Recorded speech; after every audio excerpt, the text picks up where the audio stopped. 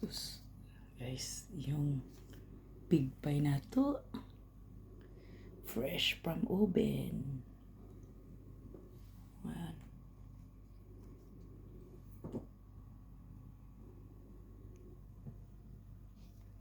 Daming na nagawa natin.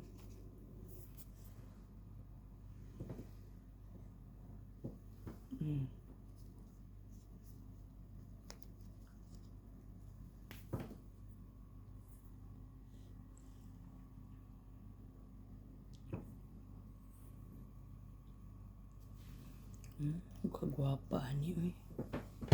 Oh. Sakto yun ang pagkuan niya.